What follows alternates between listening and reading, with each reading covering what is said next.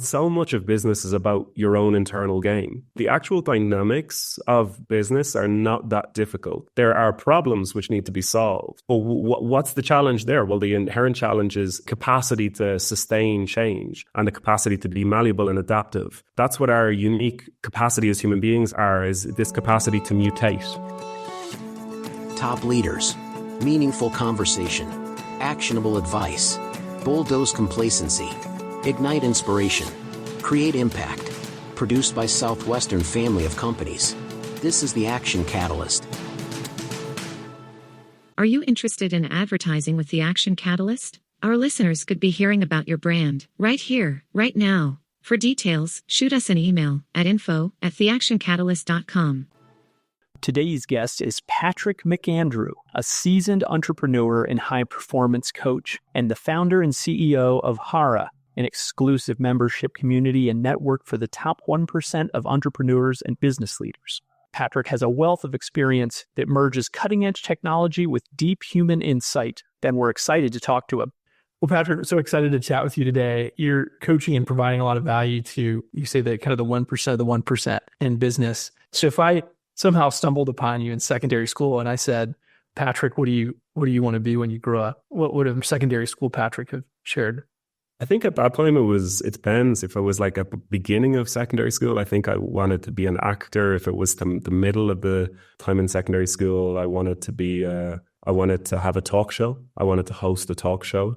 Were you already like planning and thinking of coming to the States? Were you wanting to build a career in Ireland, or what was that even floating through your mind at that time?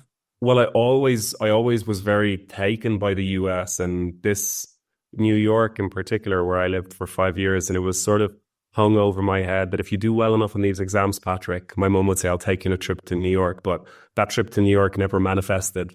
The first time I came to the States, I think I was maybe 19, and we came on a family trip and we went to Clearwater Beach for Christmas. And as you can imagine, the United States was New York in my mind. Like that was the country, that there was no sense or curiosity about the others. And I remember driving from Tampa to Clearwater, and I had never seen things like strip malls.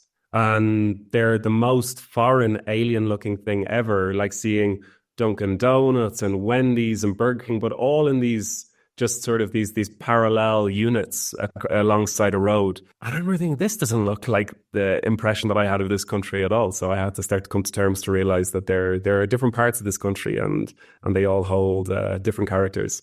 Yeah. A lot of drywall prefabrication, not a lot of stone cathedrals that were modernized. Indeed, yeah. Walk me through a little bit of your time in Ireland after that. I mean, going to school, developing, what were things that you started to gravitate to as you matured and aged up, and how did that influence the direction you were headed? I think there's always just been a tendency just to follow curiosities. So when I was in college, I studied law, but I had a radio show. I also worked in a regional radio station as a sound engineer. So I would be there during the live shows, and I would be turning on the ads and fading in the music and all that stuff and meeting the guests. And there was something there. There was something about conversing and meeting people. I grew up in a home where there was constantly people coming through, whether it was people traveling from around the world coming to stay with us, or eccentric characters that my mum had come across, or she had an employment agency for a large number of years. The nurses that would be coming into Ireland, they would stay with us for a few days before they would go to the nursing home or the hospital where they were going to work. So we would sort of like take care of them because they would be homesick and get them settled. She also had a jewelry business where she made bespoke engagement rings for couples. So there was a room in the house where they would come in and they would be presented. They would come in to design the engagement ring they wanted, and then my mum would take the design and go to Antwerp and get it made. And then they would come back and she would have a bottle of champagne, and we would see the joy, and we would maybe have a meal with them and talk with them. You know, that sort of nature, that very convivial nature was very normal in my household growing up. So there was always different cultures, different characters. And I, growing up as a young kid, grew up in London before I moved to Ireland. And for a number of years, and during that time in London, I actually lived in a gallery. So my parents had rented the flat that they had in London and then took out a lease on this gallery. to manage the expenses of it all, they built drywall and they built rooms within the gallery which were never there. It was just a big open space, and they built like a little apartment and a home at the back. And when I would leave my bedroom, I would walk out onto the gallery. So when I would come home from school, I would enter in through a gallery to get to my room. And when I was there, and my mum was, she didn't really have many staff. So if there was a lot of people coming through as a 5-year-old or a 6-year-old, it was my role to guide them around and show them the pieces of glass and the pieces of art and keep them entertained for a few minutes until my mum could speak to them. So all of that, I think the way of observing and engaging with people has sort of been inherent to my lived experience. We also had the most traveled man in the world stay with us for a few days. I don't know if he still holds that title, but he did at that time. He had been traveling for 24 years, and Ireland was the last country on his world tour. So I came home from school one day, and my mum was at the kitchen table chatting with this guy, and she said, "This is Mike Patrick. I think I was telling you about him. He's the most traveled man in the world. I heard him on the radio 3 days ago. I sent a text into the station and said, if you're coming to Galway and you need somewhere to stay, just let me know." And he called her up on the phone. He said, "Hey, is this Julia?" And she said, "Yeah." He said, "It's Mike. I've just arrived into Galway bus station. Is that offer still standing to stay with you for a few days?" And she said, "Absolutely." So we got to hang out with him for 3 or 4 days. And he had been in Somalia. He had been in Mogadishu. He was one of the first tourists there in a very long time. He was in the town across, not very far away from in Iraq, where Osama bin Laden had been captured. He traveled through Afghanistan. He had been all over, but places that you rarely hear about. He was a quirky character for sure, but it was interesting conversations with him. I can only imagine. And what a cool exposure that you got to diversity through your own home with all these people coming through. So fast forward from this, you've become a sought after speaker. What led to that type of work exactly? Well, it started out with speed reading. So I was teaching speed reading memorization workshops around the country. I was going into schools and colleges and companies like Bessemer Trust, Northern Trust, quite a few hedge funds and investment banks, helping these people improve how they processed and retained information. And that was a very interesting experience because I realized, if you want to pay, I don't know, what is it? It's somewhere in the region of like 160 or 180,000 for an MBA at Columbia University. I got to go in and see those people in that room. Amazing networking, amazing conceptual frameworks and models and ways of thinking about business. But so much of business is about your own internal game. The actual dynamics of business are not that difficult. There are problems which need to be solved, absolutely, and problems keep arising. But what's the challenge there? Well, the inherent challenge is the capacity to sustain change and the capacity to be malleable and adaptive. I think that's what our unique capacity as human beings is this capacity to mutate, to be one way and then to recognize that the environment has changed. I must mutate into another way. But yet I can retain my true essence. I don't lose myself under the conditions of the environment. I maintain myself, but I'm not bound to this identity. I'm good at this or I like this, so therefore I'm only going to try and find a business that operates on the fundamentals of me being very good at doing stuff on a computer, but I don't want to interact with people in person. Well, I've just cut off so much opportunity to myself. So maybe if I can develop certain qualities of how I engage with others, much more will show for me. So I saw in all of these environments that I went into that these people are learning a lot of information, but it's not taking them so far because they're not learning about themselves. In fact, they're neglecting themselves. They're only trying to develop this 10% area, which it feels like it's directly relevant to business. But there's this other 90% which determines your clarity, your conviction, your essence, your value, your sense of self-worth. And if you're clear on all of that, you can achieve a whole lot more and you can feel content and you can feel like your whole life is in alignment. It doesn't feel like it's so fragmented. So I began in that journey by teaching people about focus because that was the thing. Through my exposure to different environments of teaching speed reading, I realized, wow, okay, these people that I'm meeting, they're very driven. They're not lacking motivation, yet companies are spending, thousands, tens of thousands every conference for a motivational speaker. The people don't need motivation. They've plenty drive. What they lack is a pragmatic sense of how to organize themselves.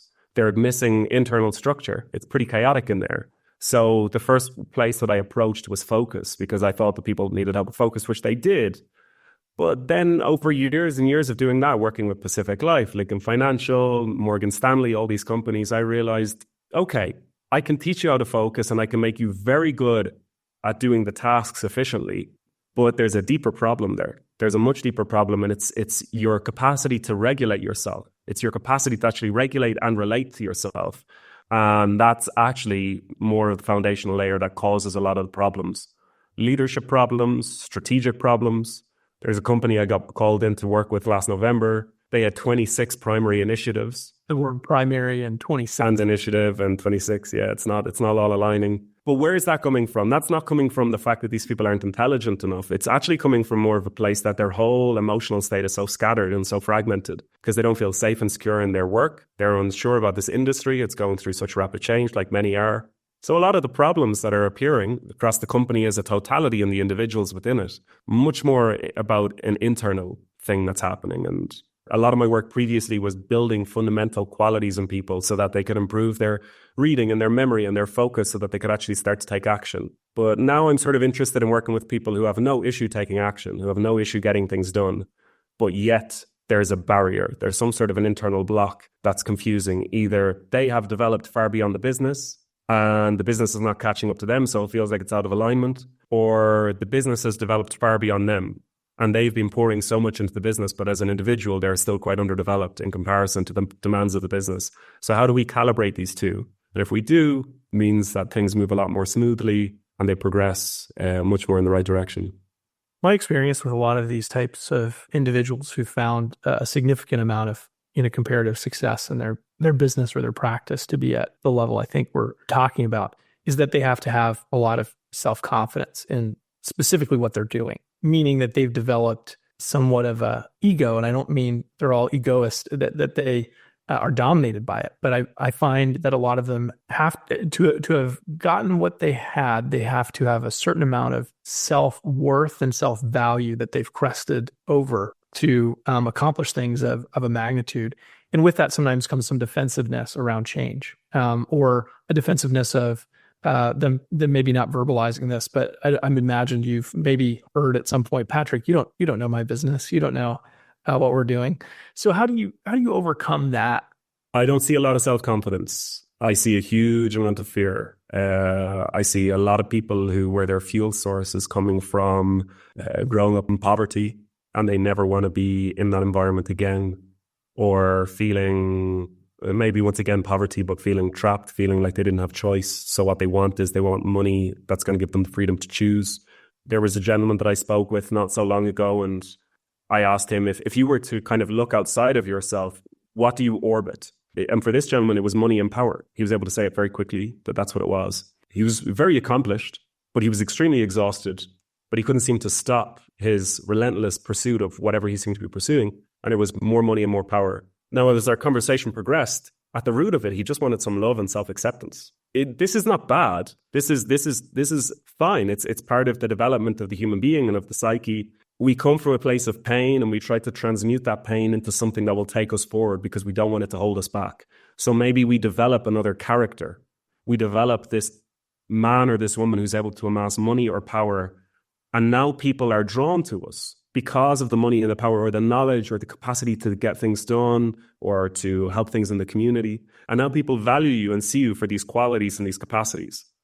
But underneath that, as soon as that is taken away, the business or taking action every day, there's a huge amount of insecurity.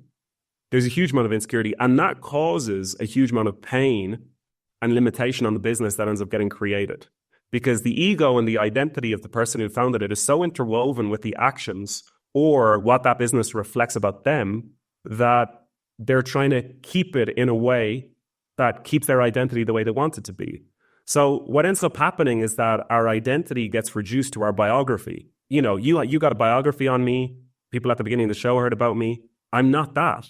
I'm not that. If I were to describe myself as that, it would feel like it's another person. But yet we need certain terms and containers to explain it. So you're a coach. Okay, great. Now I get a sense of who you are. But you're so much more than that. You're bringing your whole lived experience into it.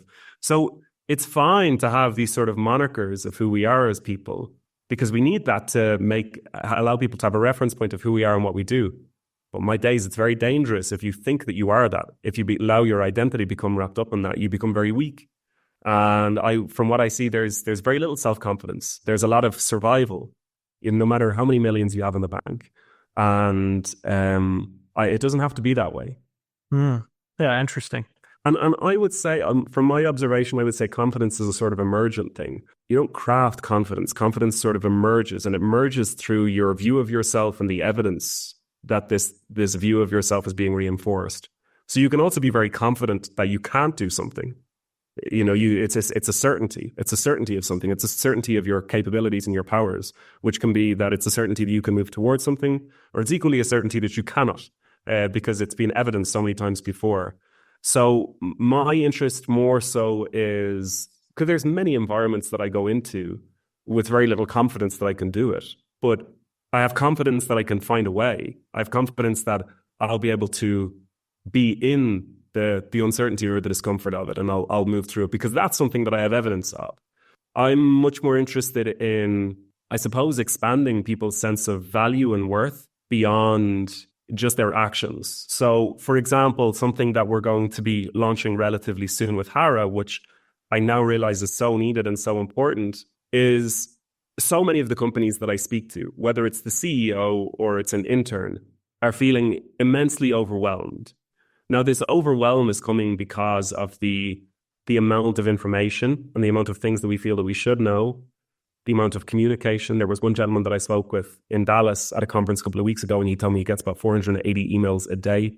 Like, that's such an insane quantity. That's beyond a full-time job, just filtering through that every day. But why does this happen? Why are these tools that were meant to liberate us and free us to do the work that was most important, why are they becoming the things that are holding everybody back? Because it's a total distraction. Now, you could say it's in the design, and there's a truth to that. There's a design of a desire for engagement. That's how these products measure their value. Not how little time you spend on them, but how much time you spend on them, how much information flows through them. But I don't think it's enough to just place the blame on the product and the tool.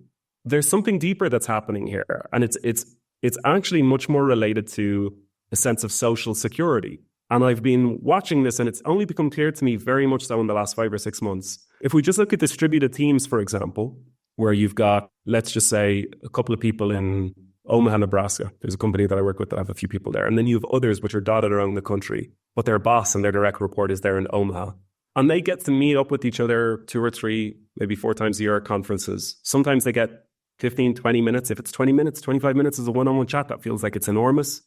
But most of the time it's in a group setting. So the conversation is more about the collective. Like, what are we all talking about? The person that I'm reporting to doesn't really know me, doesn't really know my true character. They see the analytics of what I do based on the metrics of what comes in. But as a person, who I am as a human being, they don't know me because they haven't had much time with me. I've given leadership teams this challenge to spend 45 minutes with their direct reports just on one call. And I've given them questions to ask, which are much more deep about like who they really are as human beings. And they learn so much about them and realize that their assumptions of what motivated and drove them is so different to what it was. So that's a norm that people are not really getting to see each other. Now, if I'm in New Mexico and my direct report is in Omaha, Nebraska, I see him or her 3 or 4 times a year. My promotion, how much more I'm going to earn next year or maintain my job is dependent on their view of me, how they see me. So how can I prove myself? I make sure I succeed as much as I can in the realm of the metrics. And I also make sure that I am as responsive as possible in my emails and my communication and showing that I'm on. Because by showing that I'm on and that I'm hyper responsive, it's a display in the best way possible that I'm committed and that I'm a worthy human being. And that's what's happening more and more, is that we're not engaging deeply with each other. So the context of how much we understand of each other is very low. So we invest a lot more of our energy into those low context transmissions of communication, which creates this very fragmented and distracted state, because to be not distracted and fragmented is to choose for yourself, is to choose where you're going to direct your energy, where you see that there's things happening outside, but you downgrade their importance because you upgrade the importance of what you want to do and what you see as important. But for the vast majority of people I meet, they've completely downgraded to level 0 their importance of what they want and how they want to direct their lives or their business or their day. And they completely upgrade the importance of everything that's happening around them that's coming in, because they don't want to miss a thing. Because if they do, it might threaten their job. It might threaten their sense of how they're perceived by their boss. And if that's not met, and if that's not worked on, I can offer as much content and information about how the brain works and how to organize yourself, but it won't make a difference because the human beings are in a very survivalistic state. And that's driving the show, not the rational mind, but a very, very emotional, unsure, insecure internal state. Reminds me of a book called Tribal Leadership. I don't know if you've read this, but I think you'd like it. There's a category of stages that the Stanford professor observed in different culture and communities. The lowest level was like the kind you see in prisons, which is like defined by the affirmation, "My life sucks." That was the way they had to write it and put it. They didn't see the way out. And then the second tier, it becomes a little bit less "my life sucks," and they can see others have it great. It's "my life sucks," but other people have it great. There's someone near them that's succeeding, probably a manager or a leader. And then level 3 is "I'm great, but you're not." And this is prolific in the corporate world, lawyers, doctors. And in order to be the greatest, they can't have competition in their office, right? It's always proving it's a survivalist. And then level 4 is "we're great." And level 5 is "life is great." And there are very few companies that operate at that level. But just kind of connecting these dots in my head as I hear you talk, it's a little bit of that. Am I hearing this somewhat right? Yeah, absolutely. Absolutely. Because I think we've been given these incredible tools, which are there to support us, but they're there to support what we have to actually develop us so that we can develop internally. Whereas I think on many circumstances, there's a regression taking place.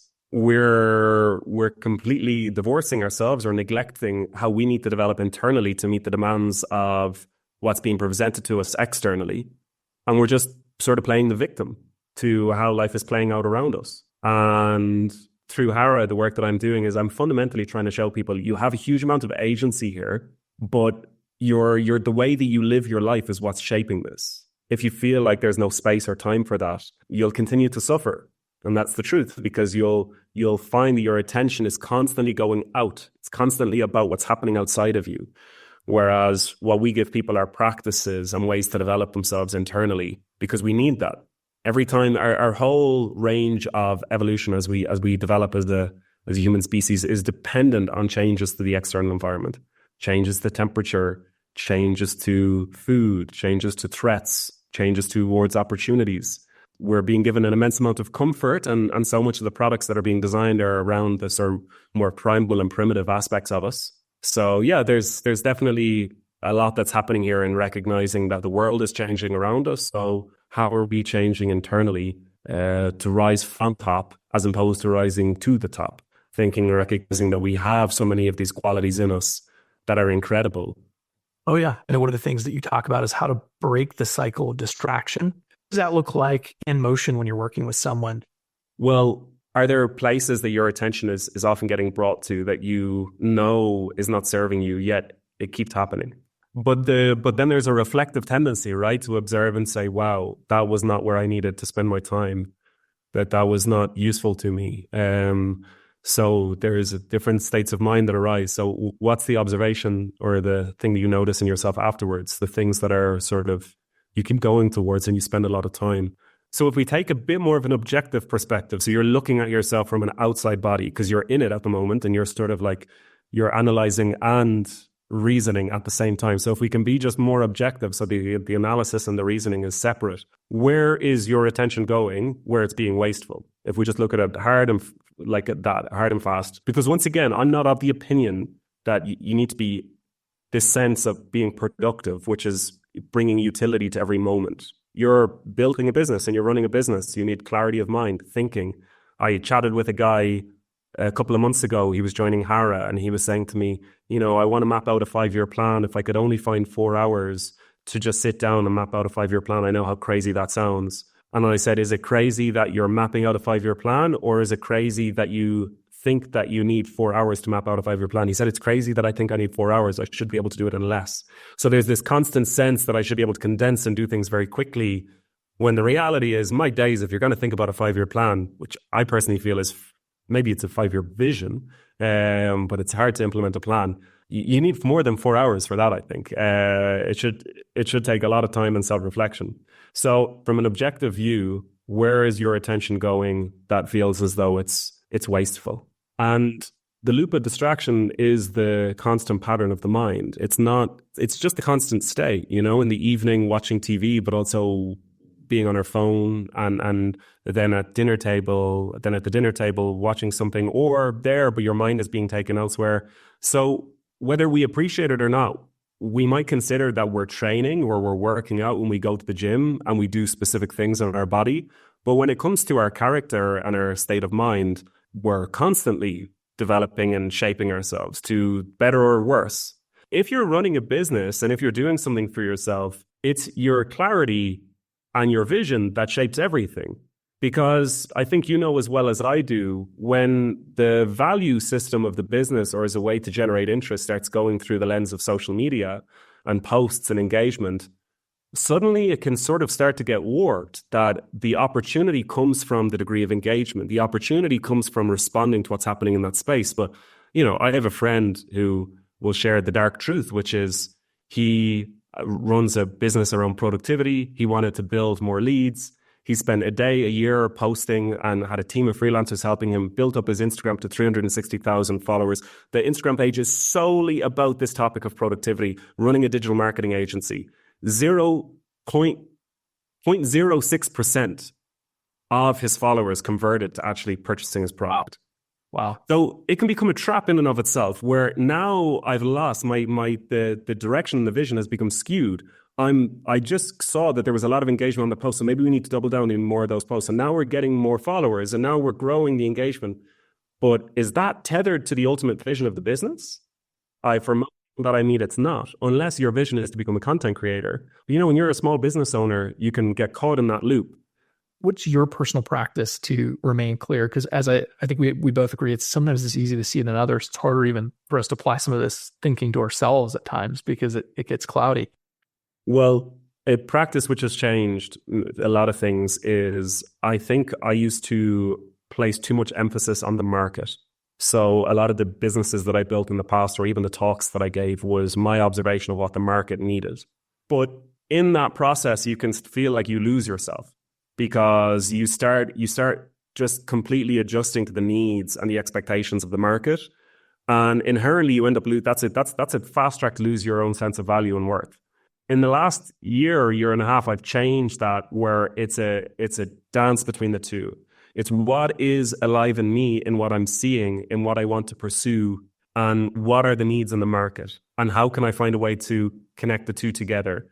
So there will be people in that space who will not be ready to receive it, and there will be moments where what I articulate is not clear enough for what the market is looking for, and that creates this constant observation loop of myself and the market. So then becomes the practice of my own observation that I have to engage with. Having done a lot of these transformative things yourself, put them in motion for clients, what advice would you give yourself many years ago? What do you think that young version of yourself could use? I think it would be to acknowledge uniqueness, not to be afraid of that. And then don't just try and explore that as a little thing on the side. Go right after it. Go right after your appetite. That's what I've done as an adult, and and I didn't do that much. I did it as a kid, but I also had this fear of the group and wanting to fit in with everybody else. And I think as a kid, I would have, or if I was to meet that guy, I would have told him, you see things a little bit differently, and sometimes it feels like you don't want to because you want to see it the way everybody else does, because it can feel threatening to feel that difference. But go there, just go there and let go of that judgment. What a great note to end on. Great conversation, Patrick. Really enjoyed it. Thank you, Adam. It's really been a joy to speak with you. You were a great host, great questions. All the best. If you enjoy this podcast, please make sure to subscribe.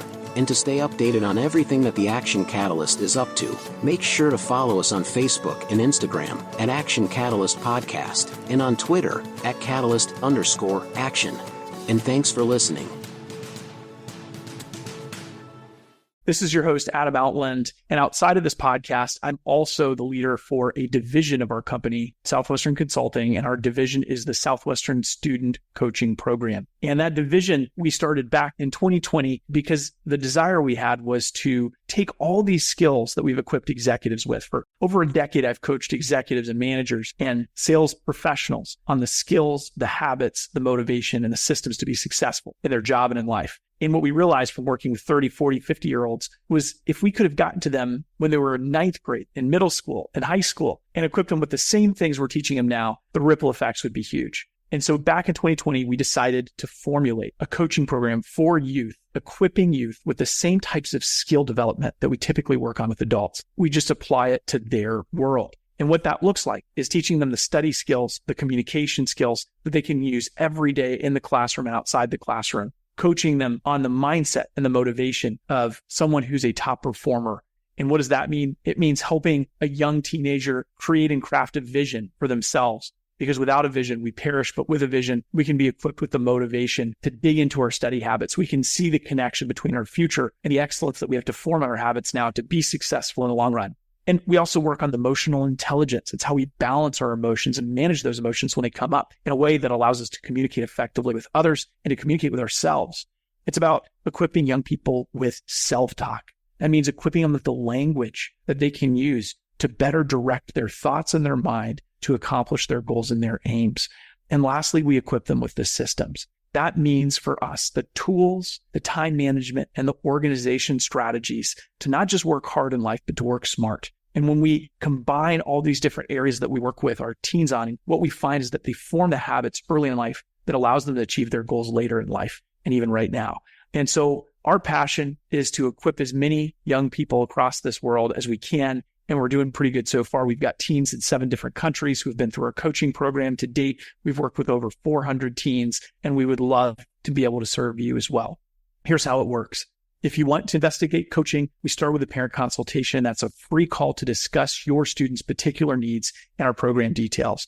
We work with Olympic athletes all the way down to teens that are just struggling to motivate themselves to do the daily work necessary in their class. So wherever your teen is, we'll meet them where they are and get them to the next level. And that starts with a parent consultation with you. A student planning session, that's the next step. If we agree that the value that coaching can bring matches your teen, then we will move to a student planning session. It's basically a free one-on-one coaching session with your teen. And that is designed to support them, but it's also designed to ask a lot of questions to help explore whether or not they want to be coached. Because at the end of the day, they ultimately have to be the one that pulls the trigger. And then after your student planning session, we get them paired with the right coach for them. We have an amazing staff of coaches from ex-Division I athletes, people who've come from the Ivy League system. We have coaches who have come from entrepreneurial backgrounds and acting backgrounds, so we can pair them with the right fit for them. And then once they partner with their coach, they'll benefit from 2 coaching sessions a month to really zone in on their personal growth and their skill development. So if you're ready to give your student the tools they need to be successful, click the link in the show notes for more information and to make sure you can schedule your free parent consultation today.